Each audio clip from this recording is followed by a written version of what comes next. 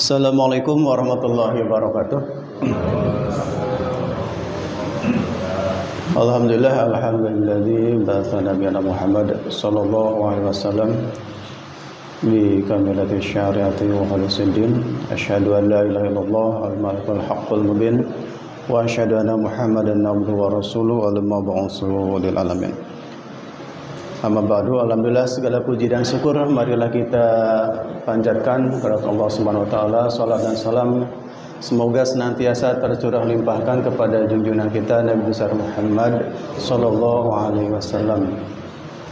Pertama-tama Bapak Ibu sekalian, marilah kita mendoakan seluruh guru-guru kita, orang tua kita yang telah menjadi wasilah tercapainya atau sampainya iman dan Islam kepada kita semua. Mudah-mudahan seluruh ilmu, wejangan dan nasihat dari guru-guru kita itu, termasuk dari orang tua kita, bisa bermanfaat untuk kita, untuk keselamatan di dunia dan di akhirat. Semoga Allah SWT mengampuni dosa-dosa mereka dan memberikan kemanfaatan atas ilmu yang kita dapatkan. Wa ala kulli niyatin sholihan nasalkal ijabah bi syiril Fatihah. A'udzu billahi minasyaitonir rajim. Bismillahirrahmanirrahim.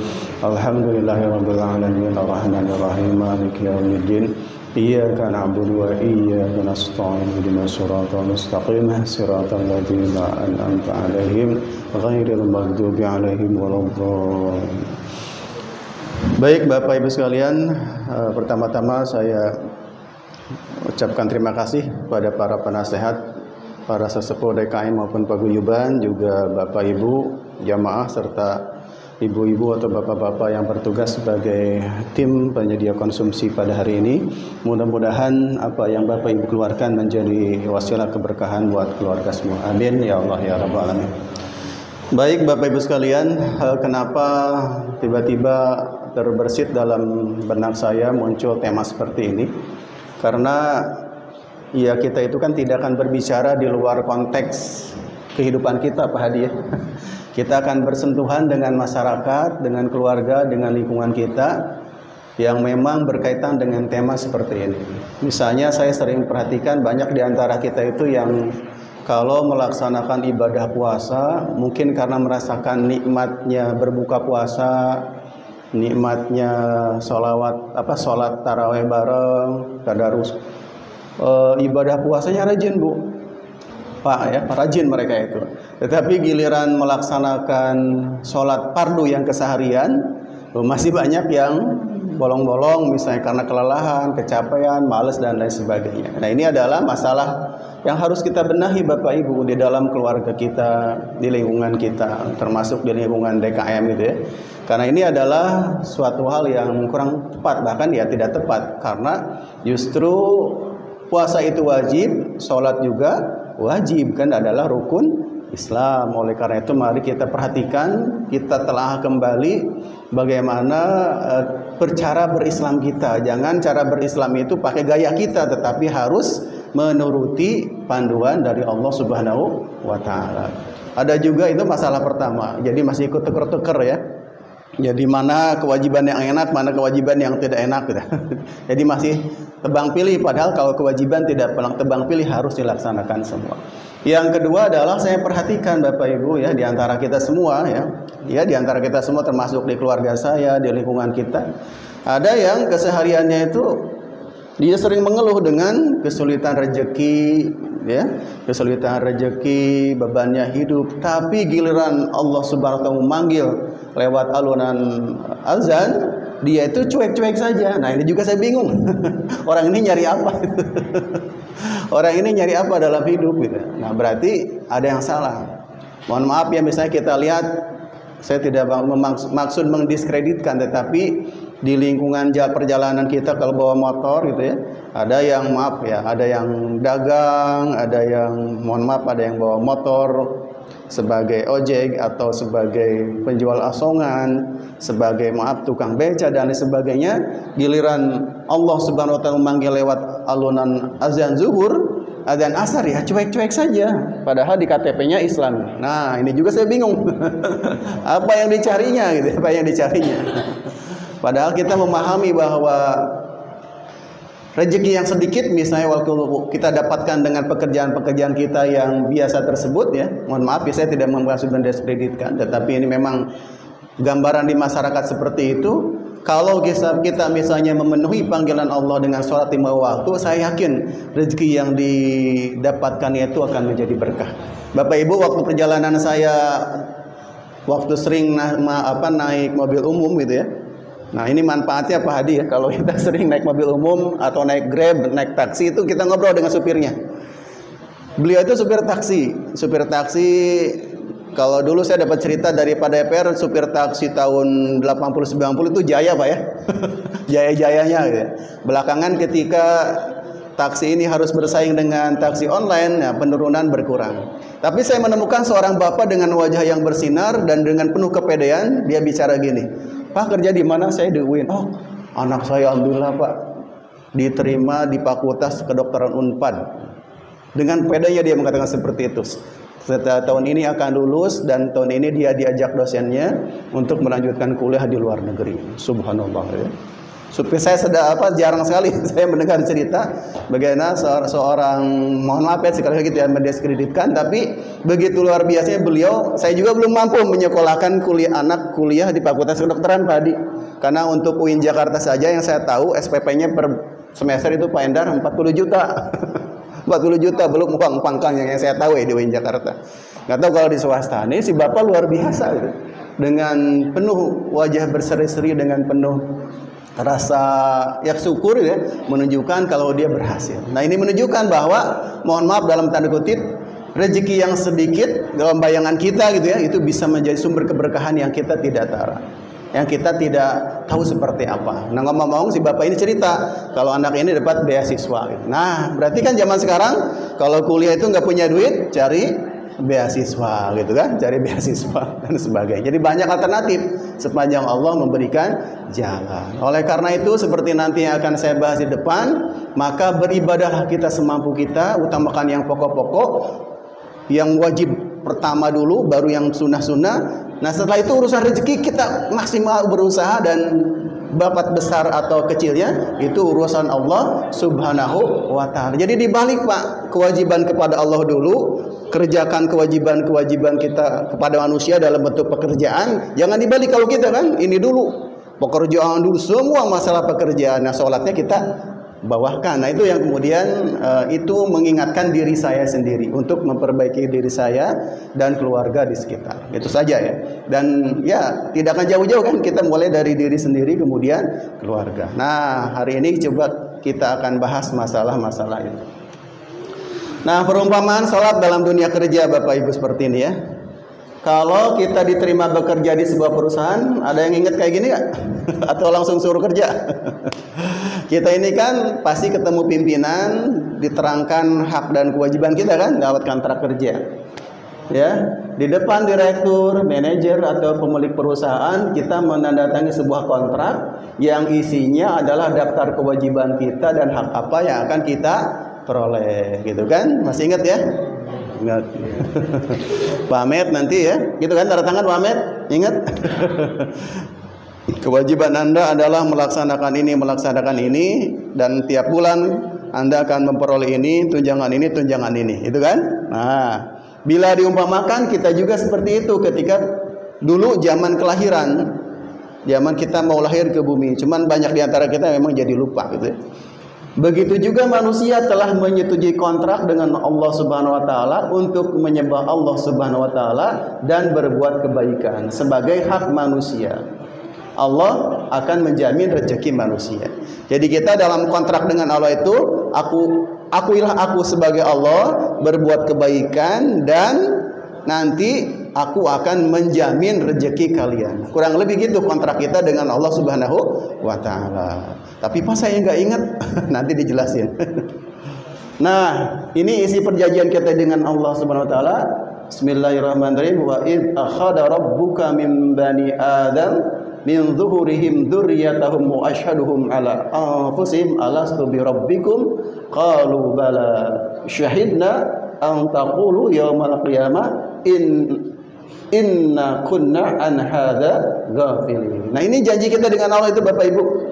Ingatlah ketika Tuhanmu mengeluarkan dari tulang punggung anak cucu Adam keturunan mereka, dan Allah mengambil kesaksiannya terhadap diri mereka sendiri.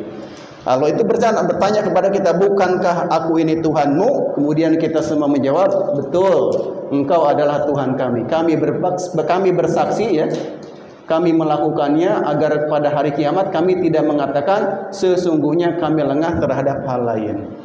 Nah, kata-kata itunya kita lupa, tapi Allah Subhanahu wa taala menanamkan hal tersebut dalam bentuk fitrah, yaitu fitrah beragama, fitrah ingin mencari Tuhan. Itu yang dirasakan oleh manusia. Walaupun dalam hadis lain semua manusia dilahirkan dalam keadaan fitrah, kemudian keluarganya, ibu bapaknya yang menjadikan dia Yahudi atau menjadikan dia Nasrani. Coba Bapak tanya deh.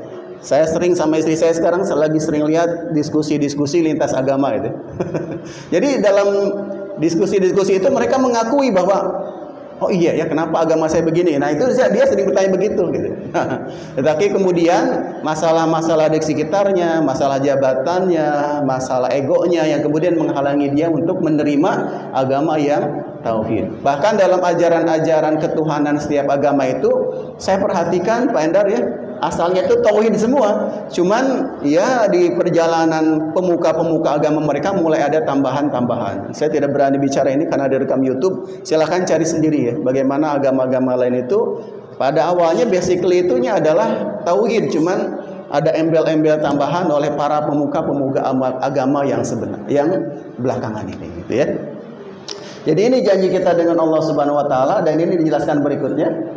Isi perjanjian Allah dengan manusia, dan kalau tadi ini adalah kewajibannya, nah ini adalah fitrahnya Bapak Ibu sekalian. Ini ada dalam surat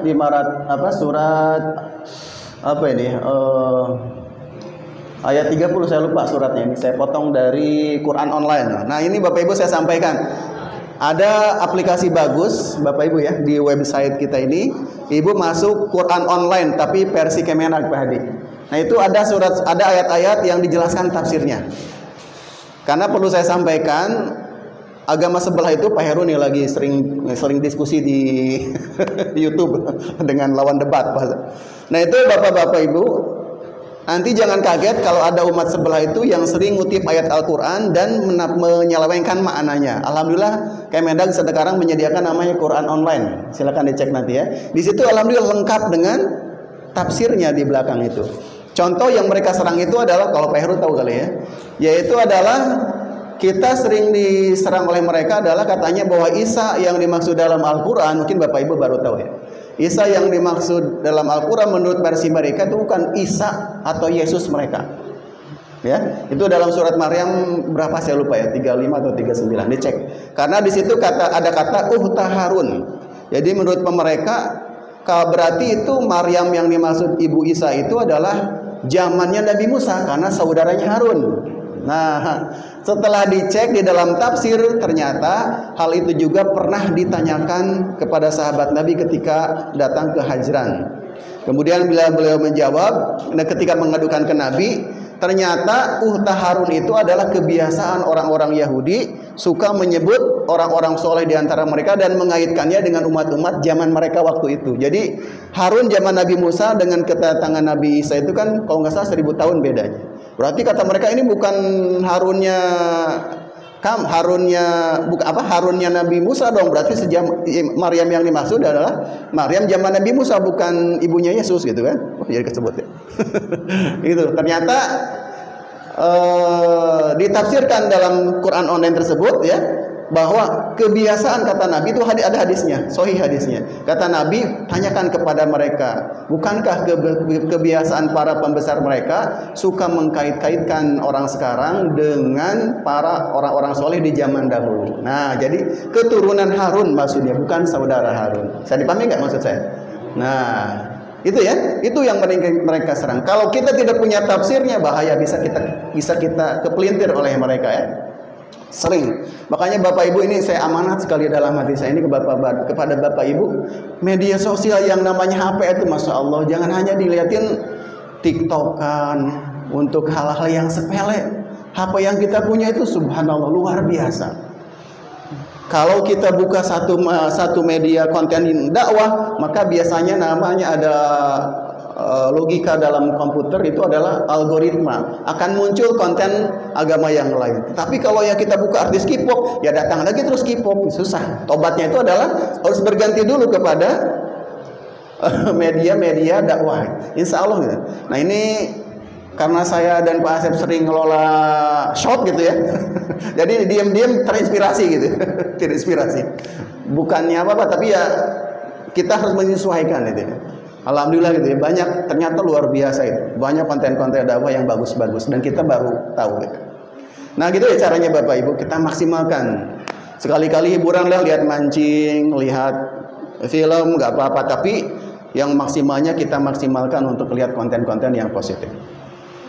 Nah tadi perjanjian kita dengan Allah, kewajibannya adalah kita mengakui Allah sebagai Tuhan kita, dan kemudian ditambahkan dengan kewajiban kita dalam berbuat kesolehan, kebaikan.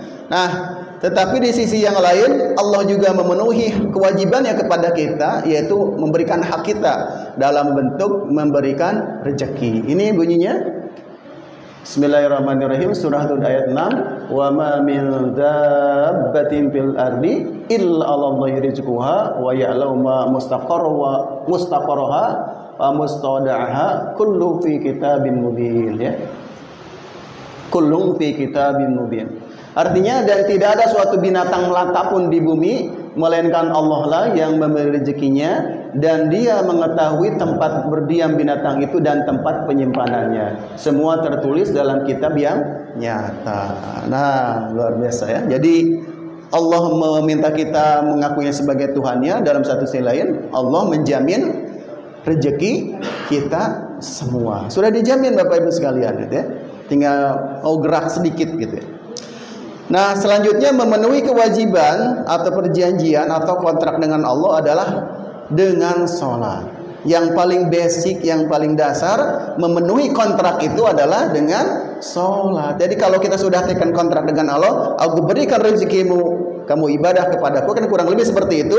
Nah untuk memenuhi yang paling basic, yang paling minimal, memenuhi kewajiban kita kepada Allah adalah dengan sholat. Nah berarti yang merasa hidupnya tidak baik-baik saja, merasa gelisah, tidak tenang, rezeki gitu-gitu aja, coba kita lirik gaya kita dalam menjalankan sholat kepada Allah Subhanahu wa Ta'ala. Kayak gimana cara sholat kita gitu. Sholat adalah bentuk paling pokok dalam melaksanakan kontrak kita dengan Allah, karena secara simbolis sholat dapat dikatakan menghimpun seluruh rukun Islam. Ini ada video bagus dari Ustaz Habib Jafar yang mengatakan bahwa kalau kita melaksanakan sholat seolah-olah ya kita itu sudah melaksanakan seluruh rukun Islam. Ini kecil banget ya ini. Pentingnya sholat sehingga semua rukun Islam itu ada pada sholat. Di sholat kita membaca syahadat.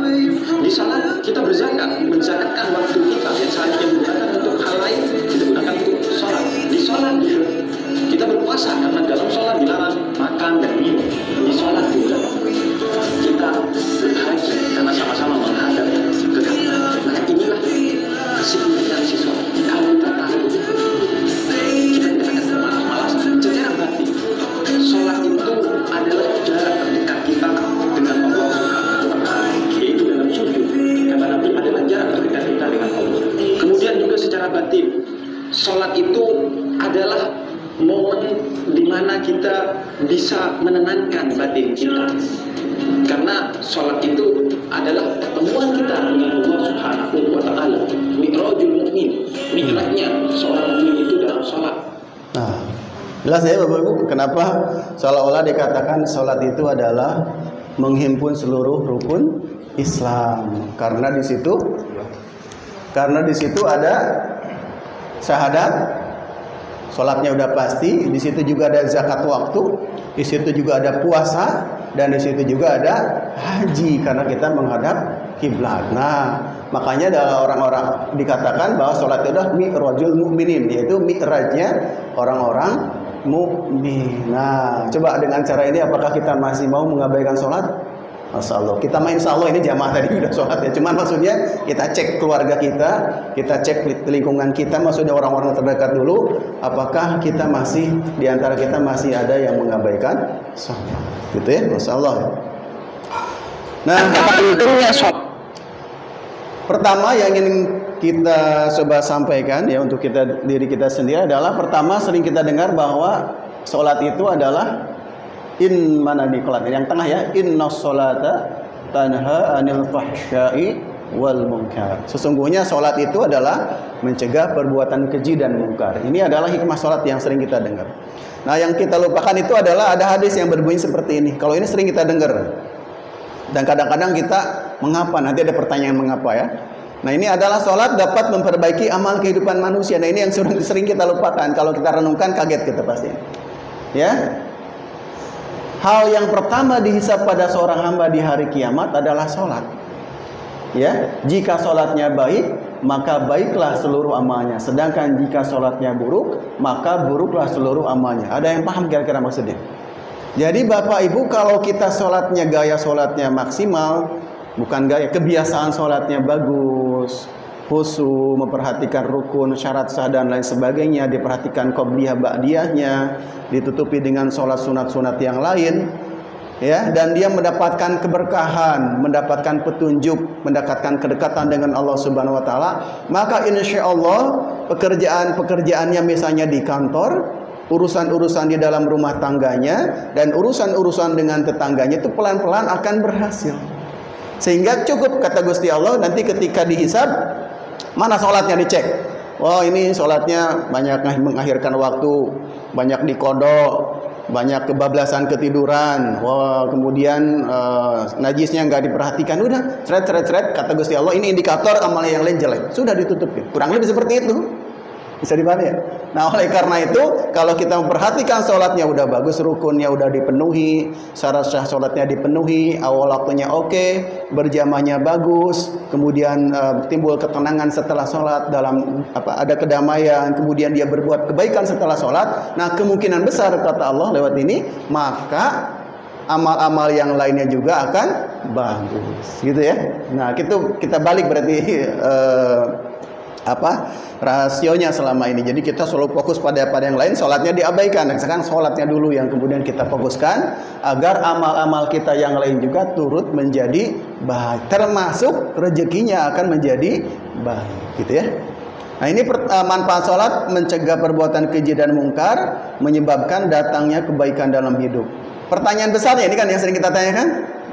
Nah, mengapa banyak orang yang sholat tetapi perbuatan-perbuatannya tak buruk, marah-marah, maki-maki orang, korupsi dan lain-lain. Ibu, bapak, saya punya contoh dan ini orang dekat saya tidak sebutkan siapa. Jadi saya tahu persis beliau ini rajin sholat, Pak Endar ya, rajin sholat itu nggak pernah kelewat, Pak. Dari kemudian syuruk ya, syuruk, duha, kemudian qobliyah, kemudian zuhur, asar, semuanya sampai sholat semua. Beliau ini punya kebiasaan ini Pak Hadi. Jadi emosinya nggak ketahan. Jadi kalau ada cucunya ribut di luar, ngamuk dia kan. Buka jendela, marahin gitu. Tapi karena kebiasaan ini pelan-pelan Gusti Allah itu menurunkan hatinya untuk suka ikut pengajian. Ya, suka ikut pengajian. Berarti ihdinas siratal mustaqimnya dijawab oleh Allah Subhanahu wa taala dengan kelembutan hati mengikuti pengajian. Pelan-pelan akhlaknya berubah, Bapak-bapak. Dari yang asalnya keras hatinya, gampang emosian dan lain sebagainya, ketika saya bertemu kembali beliau sudah lama, itu berubah. Sayang, lembut kepada orang. Luar biasa itu ya. Berarti dari sholat juga kan? Berarti jaminan Allah maka amalnya akan lebih baik, itu juga dijamin dengan cara seperti itu. Kalau kita sholatnya bagus, maka yang pertama kali kita itu akan ditunjukkan kepada jalan yang lurus. Di antaranya tempat mengetahui jalan yang lurus di mana? Di majelis taklim. Di majelis taklim itulah beliau mendapatkan pencerahan-pencerahan sehingga kemudian sholatnya bagus, akhlaknya juga menjadi bagus. Itu karena keberhasilan ihdinas syiratal mustaqim. Jadi gitu. Nah, hikmah saya perhatikan sendiri. Dan ini juga mungkin ini contoh yang perlu kita renungkan ya, Pak Endar ya. Jadi hikmah kita sholat itu Allah itu akan sayang. Subhanallah. Saya ingat bapak saya, jadi ini istri saya saksinya adalah menjelang bapak saya itu akan meninggal 2 bulan 3 bulan terakhir, dia itu selalu cerewet kepada anak-anaknya. Jadi cerita begini, nah saya dulu pernah ngambil barang di tukang itu sekian rupiah, puluhan tahun yang lalu Pak. Tolong itu dibayarin. Saya ketemu saya lagi dulu, Jang, saya ngambil peci dari tukang kredit peci yang pamannya itu adalah teman kamu, tolong tanyain, kalau perlu tolong bayarin. Jadi menjelang beberapa bulan-bulan meninggal itu selalu yang diceritakan itu. Coba yang usia kita yang dulu sudah terlupa ya dengan kenang-kenangan puluhan tahun, itu mendadak teringat. Nah itu adalah caranya Allah menyelamatkan kita dari beban hutang ketika kita akan meninggal. Caranya bisa seperti itu. Nah, saya mau tanya deh Bapak Ibu sekalian, pernah ngalamin masa nakal kan? Di SMP, di SMA kita nggak sengaja darmaji ngambil satu, dahar 5 dahar 5 ngaku hiji kalau Sunda, maksudnya makan bala-bala 5 tetapi ngaku satu. Hutang bukan? Hutang, padahal kita udah banyak. Nah ibu sudah ikhlas nggak? Minta ikhlas nggak sama pedagangnya? Atau ibu-ibu kebiasaannya adalah tukang kredit misalnya. Nah ini kalau di ibu-ibu masalah hutang piutang itu misalnya piring nggak dibalik-balikin keburu meninggal. Kalau di saya dosen Pak Endar penyakitnya apa? Buku. Silung pinjam buku, pinjam ini, lupa balikin. Nah hal-hal seperti itu. Nah kalau kita rajin sholat maka mungkin suatu saat sebagai bentuk Allah menyelamatkan kita adalah kita diingatkan dengan perbuatan-perbuatan buruk kita yang lama, termasuk barang-barang orang yang belum balik untuk kita kembalikan. Di alat tukang saya perhatikan, kebiasaan tukang itu adalah apa? Kalau dia bertemu dengan sesama tukang lain, barang tukang yang ini keambil sama tukang yang ini.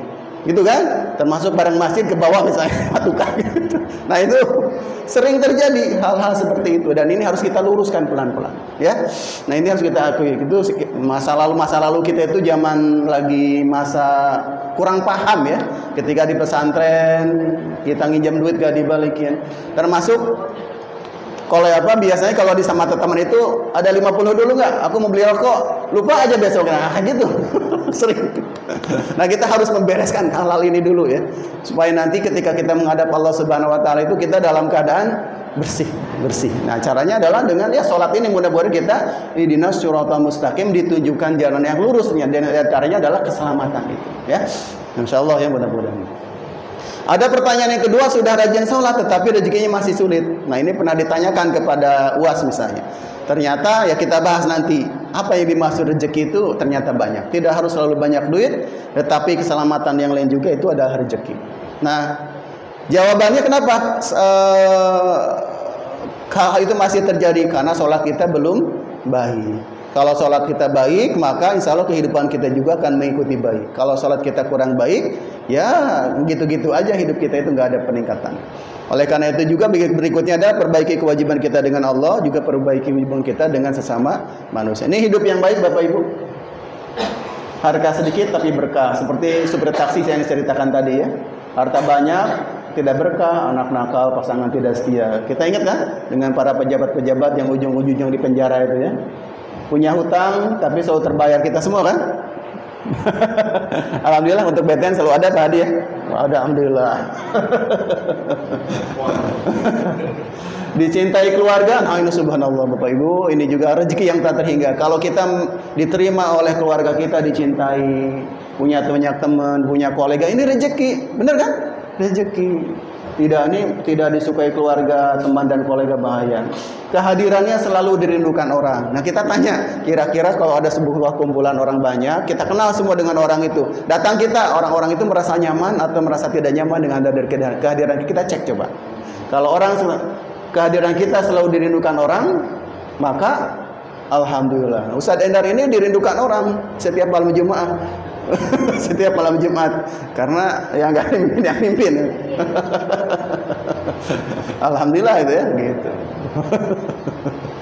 Nah, Pak Hadi Dirindukan orang kan, sama pedagang-pedagang yang biasa subscribernya BRI. Dirindukan orang. Pak Anto, Pak Sutaya, ya kita ini semua dirindukan orang. Pak Ajib, wah dirindukan para karyawannya kan, terutama tanggal 1. Nah, jadilah kita orang-orang yang dirindukan oleh orang lain. Si ibu ini mungkin dirindukan oleh cucu-cucunya, Bu. Nenek pulang, buka dompetnya, kantongnya gitu. Cari makanan. Kita ada, Bu, jangan sembarangan, Bu, ya. Jadi salah satu bentuk kebaikan itu adalah dengan memberikan kebaikan kepada anak-anaknya. Jadi anak-anak datang, "Bapak, ayah pulang," itu suatu kenikmatan yang luar biasa. Ini kayak gini, membanding itu kan, ayah gitu ya. Itu kenikmatan yang luar biasa. Karena kita dicintai oleh anak kita.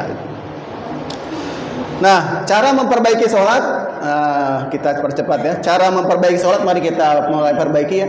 Satu adalah dengan memahami syarat dan rukun sholat. Ini sudah disampaikan oleh Ustadz Endar, tinggal buka-buka lagi YouTube yang lama ya. Kita cek lagi. Kemudian memahami bacaan sholat juga tolong dipahami pelan-pelan ya. Ada buku yang bagus itu yang direkomendasikan oleh Ustadz Adi Hidayat itu. Di situ diceritakan panduan sholat lengkap dengan dalil-dalil dan sebagainya. Ternyata katanya itu rahasia sukses para sahabat Nabi itu juga dimulai dengan sholat. Ada rahasia-rahasia. Ada bukunya warna coklat, saya lupa tunjukkan. Saya juga udah disimpan di keranjang tapi belum diorder-order. Lupa ya. Bukunya bagus.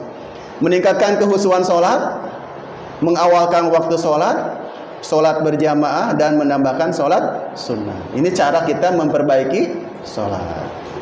Pertama adalah memahami syarat wajib dan syarat sholat. Kemudian kita perhatikan ya rukun sholat. Ada yang nyebut 15, ada yang 17, ada yang 18 ya. Kemudian memahami bacaan sholat. Ini bacaan sholat ini luar biasa. Di awal kita membaca surat Iftitah ada kata-kata inna sholati wa nusuki wa mahyaya wa mamati lillahi rabbil alamin. Jadi kita itu setiap sholat berkomitmen kepada Allah, sesungguhnya sholatku, hidupku dan matiku hanyalah untuk Allah subhanahu wa ta'ala ya. Itu komitmen kita dalam sholat. Kemudian ini luar biasa, Bu, dalam sholat itu lengkap, ada zikirnya, ada doa, dan doa itu luar biasa dalam sholat itu. Contohnya ini doa apa?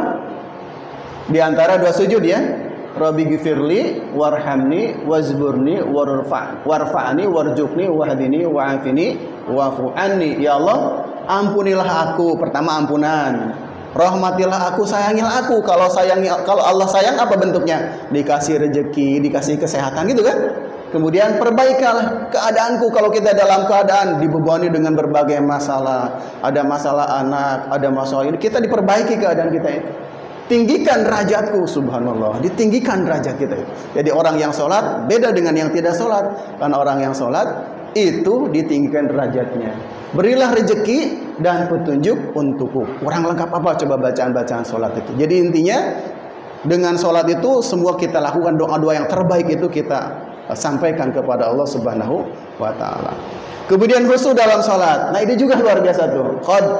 Qad aflahal mu'minun. Sungguh beruntung orang-orang yang mukmin. Yang apa? Alladzina hum fi sholatihim khashi'un. Sungguh beruntung orang-orang yang mukmin. Orang mukmin yang mana? Yang dalam sholatnya khusyuk. Disebutkan beruntung di dunia, beruntung di akhirat. Luar biasa kan? Ya, berarti kita latih sholat itu. Orang yang sholat khusyuk akan beruntung. Ya, khusyuk dalam sholat ini banyak caranya. Tapi yang paling pokok ini adalah kita biasakan Bapak Ibu, wudu sudah biasa kan? Sholat di awal waktu, membuat pembatas atau sutra ini kalau di tempat umum ya. Kemudian meninggalkan atau melupakan urusan dunia. Kalau kita biasanya urusan dunia ke bawah ke sholat ya. Susah itu. Orderan ini 100 paket baru 70 gitu kan. Segala macam. Kalau saya ini sebentar lagi masuk kelas belum menyiapkan PowerPoint. Kalau saya gitu ya gangguannya. Kalau Pak Hadi, wah nasabah target baru tercapai sekian. Macam-macam lah. Mencari tempat yang nyaman, tidak menahan buang hajat. Jadi kalau mau buang air kecil, buang air besar, selesaikan dulu.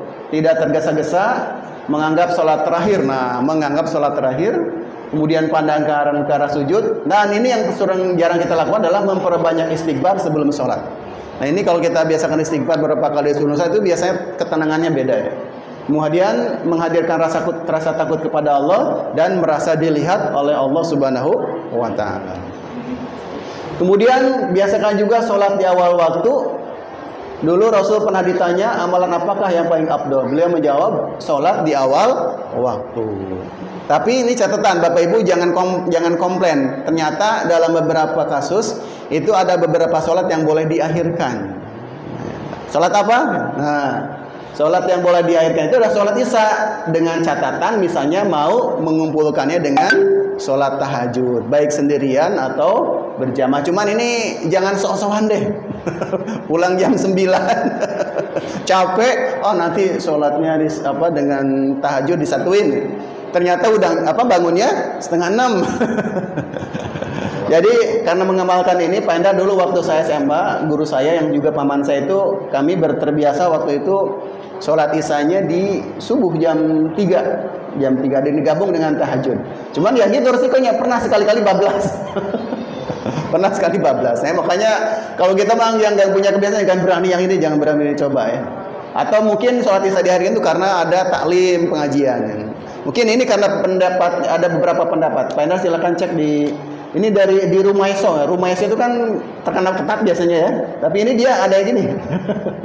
Yang kedua sholat zuhur ketika cuaca begitu panas. Wah ini tapi jangan salah tafsir ya.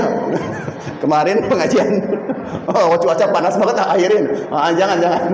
Karena sekarang kan sudah ada payung, masjid udah pakai AC. Kalau zaman Rasul dimaklum Bu, karena Arab Saudi itu bisa ekstrim, kalau panasnya bisa ekstrim. Tapi kalau kita lah masih bisa lah, kalau lagi ngedar jamaah ya. Pernah nggak ngalamin panasnya sampai mobil melepuh? Belum kan? Belum. Kalau di Arab Saudi itu wudu aja kan harus ditampung dulu dalam air ember dari dari toren. Dia nunggu dingin dulu gitu. Tapi kita kemarin sempat ngalamin kayak gitu ya waktu beberapa bulan yang lalu. Tapi zaman sekarang malah dingin ya seger gitu. Kemudian keutamaan sholat berjamaah ini sudah sering dibahas oleh Ustadz Endar. Cuman intinya kita mau tanya nih, apakah sama orang yang punya 27 derajat dengan yang punya 1 derajat? Kita aja gitu aja, kalau berjamaah itu kan 27 derajat, yang biasa-biasa, yang satu cuman 1. Berarti kan jomplang banget derajatnya Bapak Ibu. Sementara dimanapun kita suka menempati tempat-tempat yang dimuliakan, ya, yang tempat dimuliakan. Misalnya kalau kita menemui ada acara orang hajatan, disediakan khusus buat duduk tempat kita. Berarti kan kita dimuliakan, derajat kita jauh lebih tinggi daripada yang biasa-biasa. Nah ini di hadapan Allah derajat kita lebih tinggi, masa nggak mau? Berikutnya, nah ini alasan katanya mengapa sholat berjamaah itu tinggi derajat, karena banyak pahala. Satu, ada pahala menjawab azan kalau duduk menunggu azan gitu ya. Mulai awal datang ke masjid, berjalan ke masjid, ini dijumlahkan jadi 27 ya, betul. Ini di Rumah Iso juga Pak Endar saya lihat ya. Ada dari Ibnu Hajar ini, dari Ibnu Hajar. Di situ kita masuk masjid dengan berdoa, ada tahiyatul masjid, ada pahala menunggu sholat, dapatkan doa dari malaikat, dapat doa ampunan dari malaikat, persaksian dari malaikat, ada pahala menjawab iqamah, berdiri menunggu imam, mendapatkan Allahu Akbar. Nah, saya termasuk orang yang jarang mendapatkan takbiratul ihram karena sholat qobliyah juga di rumah. Datang ke sini udah Allahu Akbar. Padahal dapat pahala khusus kalau ketika kita mendapatkan takbiratul ihram dari imam. Pahala meluruskan shaf, merapatkan shaf, menjawab imam dengan amin, tidak lupa dalam sholat, mengingatkan imam ketika lupa, khusyuk dalam sholat, memperbagus gerakan sholat, memperbagus tajwid saat membaca surah. Kenapa? Karena kalau imamnya bacaannya kan kita jadi, oh ternyata pas baca ini begini gitu. Mempelajari rukun, menampakkan syiar, selamat dari sifat kemunafikan. Kan ciri orang munafik itu malas sholat isya berjamaah kalau nggak salah. Menjawab salam iman, raih manfaat dari bersatu dalam doa dan zikir, menjaga kesatuan saat sholat berjamaah, dan menjaga waktu sholat. Ini mengapa disebut 27 derajat. Luar biasa kan?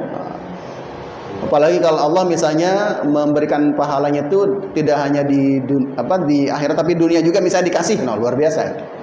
Sebentar lagi Bapak Ibu ya, ciri-ciri sholat yang berhasil. Nah mari kita cek, dan kita jarang-jarang Allah bersusah ya untuk mendapatkan full ya. Pertama, ciri orang yang berhasil dalam sholatnya itu adalah satu, mendapatkan ketenangan dan kedamaian. Kedua, mendapatkan petunjuk. Jadi masalahnya itu dia dapat solusi ketika sholat. Ya, termasuk misalnya benda hilang jadi ingat di mana nyimpennya gitu. Lebih dekat dengan Allah dan nanti kemudian menyayangi makhluk Allah yang lain. Komplit kalau kita sudah selesai sholat dan sholatnya berhasil. Hubungan sholat dengan rezeki ini yang terakhir. Ternyata ini ada ayatnya Bapak Ibu. Jadi jangan khawatirkan tentang rezeki kalau kita suka sholatnya dengan baik. Ada ayatnya. Kita baca terjemah aja ya. Perintahkanlah keluargamu melaksanakan sholat dan bersabarlah dengan sungguh-sungguh dalam mengerjakannya. Kami tidak meminta rezeki kepadamu, kata Allah, kamilah yang memberi rezeki kepadamu. Nah, bayangkan, sholat aja yang benar, saya nggak minta rezeki sama kamu. Nanti aku yang akan memberikan rezeki kepadamu. Seolah-olah seperti itu. Ya, yang baik di dunia dan di akhirat adalah bagi orang yang bertakwa. Ini Quran loh Bu, saya lupa nggak menyantumkan ayatnya ya. Ini di Quran online. Ya, jadi nanti kalau cari di Google hubungan sholat dengan rezeki nanti keluarnya ayat ini. Ya, jadi dengan inilah perhatikan sholat kita dengan baik, insya Allah rezeki kita itu aku yang memberikan, kata Allah Subhanahu wa Ta'ala. Tapi jangan sampai mentang-mentang kita dapat ayat ini bangun jam 9 kerja telat. Nah, jangan. Bukan itu, bukan. Justru kan bagaimana Allah akan memberikan rezeki kepada kita kalau kita tidak punya wasilahnya dulu dengan cara bekerja. Betul ya? Seperti itu. Nah, ini. Nah, kita terakhir nih Pak Heru, siapa nama Pak Heru? Gitu. Siapa ini? Ko Stephen ya. Ko Stephen almarhum, ini orang pendiri Mu'alaf Center, luar biasa. Kita dengerin filosofi beliau ya sebagai penutup tentang sholat. Tidak ada yang harus diburu-buru dalam hidup. Satu hal kita harus buru-buru ya sholat doang. Kan kita hidup nungguin mati dan kerja itu nungguin waktu sholat. Gimana tuh? Ya, hidup nungguin mati, kerja nungguin waktu sholat. Makanya saya di rumah mau kafan, ada kafan. Saya di rumah ada kafan lengkap. Anak baru lahir, kafan beliin. Tambah gede, gedein kafannya. Yang penting pas dites dulu. Ada. Ini buat apa Pi? Kalau lu mati, kita lagi taruh. Nah, anak-anak juga terbiasa. Di antara hamba-hambaku yang cerdas adalah mereka mempersiapkan kematiannya dengan cara yang baik. Ini kita pembelajaran menang. Nah, bisa dipahami Bapak Ibu. Jadi hidup itu nunggu mati, kerja nunggu gajian kan biasa gitu. Nunggu gajian gitu. Nah, sekarang dirubah, kerja nungguin sholat. Subhanallah, kalau dulu saya kebalik, sholat juga kewajiban, kerja kewajiban kan gitu kan dalilnya kan. Oh, makanya kerja beresin dulu, sholat belakang. Ternyata astagfirullahaladzim, mestinya itu adalah kerjanya kita sesuaikan dengan waktu. Ya, setelah itu datang waktu sholat, biasanya kan waktu istirahat juga kan, ya kita istirahat, sholat juga di situ. Nah, dirubah polanya, dirubah mindsetnya.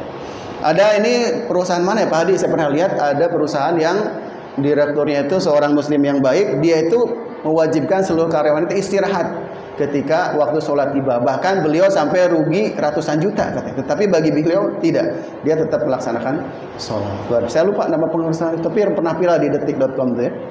Dan demikian Bapak Ibu, intinya mari kita perbaiki sholat kita, ini khususnya untuk diri saya sendiri. Dan ya kita mulai juga dari keluarga, kita rubah filosofinya selama ini. Jadi mari kita beraktivitas seperti biasa, tetapi ketika datang waktu sholat, kita penuhi kewajiban kita kepada Allah Subhanahu Wa Taala dengan melaksanakan sholat yang 5 waktu. Kalau sholat kita, ini cara harus ada perubahan ya setelah ngaji ini. Kalau sholat kita ini dulu ngejar yang pokok-pokoknya saja, zuhur doang, nggak ada qobliyah, nggak ada ba'diyah, kita lengkapi dengan qobliyah dan ba'diyah. Setelah kemudian nyampe waktu asar, kita mulai dengan qobliyah asar, walaupun ini tidak muakkad, tapi kita laksanakan kalau kita punya waktu yang cukup. Masuk ke maghrib, ke isya, ke subuh, kita lengkapi dengan hal tersebut. Lengkapi juga dengan sholat duha, lengkapi dengan tahajud. Kata Ustaz Dari Hidayat, kalau kita menjaga 40 sholat, pernah dengar ya? Tahu 40 sholat? 17 yang wajib, 12 yang rawatib. Qobliyah, Ba'diyah. Nah, Ibu Bapak yang rawatib yang muakkad yang mana aja? Ayo, qobla duhur, ba'da duhur. Kalau asar enggak ya? Nah, asar, kemudian maghrib, setelah maghrib 2 rakaat, setelah isya 2 rakaat, sebelum subuh 2 rakaat. Pokoknya itu jumlahnya 12. Kalau nggak salah sebelum duhur itu 4 ya. 4 tambah 2 6, tambah 2 lagi 10. Jadi berapa ya? Terus ditambah asar sama maghrib sama isya, pokoknya jumlahnya 12, dan kemudian ditambah yang 11 adalah sholat tahajud. Kalau kita menjaga 40 pokok ini, kata Ustaz Hidayat dari riset beliau, karena beliau itu kan hafal hadis, hafal Quran ya, beliau mengatakan insya Allah kita tidak akan pernah mendapatkan kesulitan yang berarti dalam urusan kehidupan. Nah, gitu ya. Bisa nggak menjalankan yang 40?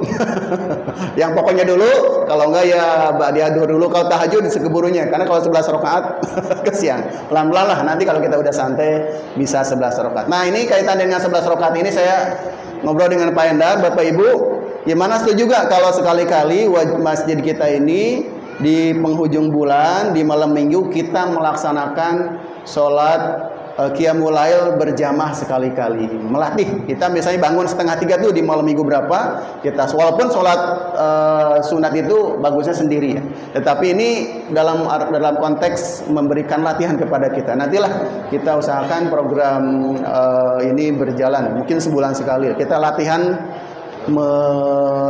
menghidupkan malam di sepertiga akhir.